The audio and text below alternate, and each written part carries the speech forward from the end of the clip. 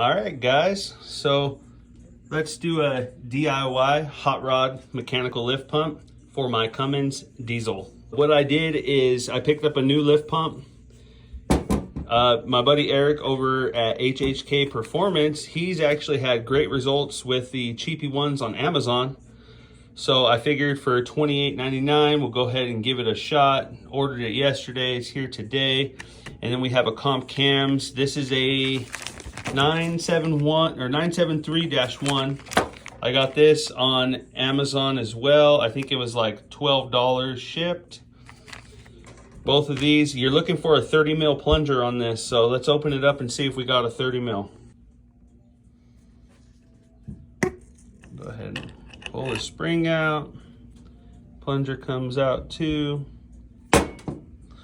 Nice and greasy in there. Turn this on, zero it out.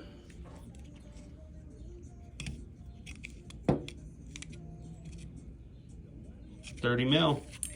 So that's good. We got the 30 mil plunger. So you can see the side-by-side comparison, the one that comes factory, and then the comp cams right there.